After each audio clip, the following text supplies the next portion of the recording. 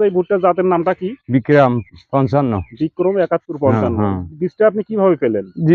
যে ব্যবসা করে জিয়ারু, জিয়া ভাই। হ্যাঁ তার ঠিক আমি বীজটা মানে নিয়েছি। উনি অত্র হ্যাঁ এলাকার মানে মানে হ্যাঁ একটু বীজ ব্যবসায়ী হ্যাঁ, হিসেবে পরিচিত। ব্যবসায়ী করে সেই হ্যাঁ। হিসেবে।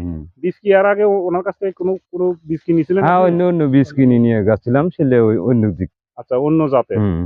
তো সেই অন্য জাতের ভুট্টার এবার যে বীজটা উনি দিয়েছেন এই 7155 জাতের ভুট্টা, হুম। এটা অন্যান্য জাতের এবং এটার মধ্যে আপনার পার্থক্য কি বুঝতেছেন? হ্যাঁ, অনেক ফলনের দিক দিয়ে কলার দেখা যায় যে ফলন বেশি আসতে পারে। মানে হুম। আপনি হয়তো ২-১ এর মধ্যেই ভুট্টাটা হ্যাঁ কাটবেন। হ্যাঁ, কাল পরশু তো কাটা এর যাবে। আগেও আমি আসছিলাম ওই পাশে আপনার এই ক্ষেতের ওই পাশে আরেকটা ভুট্টা ছিল। হ্যাঁ, অ্যা ওটার ফলন আপনি কি রকম পাইছেন? ওটার ফলন অনেক কম হয়ে গেছে। অনেক কম হচ্ছে। হুম। তো ওটার মানে মানে এই কতটুক জমি ছিল এবং কতটুক ফলন পাইছেন আপনি? 15 শতক জমির মতন হয়তো 10-12 মণ নামতে পারে এইরকম। এরকম আশা হ্যাঁ। করতেছেন। হুম। এটার থেকে আপনার কি পরিমাণ আশা করতেছেন আপনি? এটা তো পরিমাণ আশা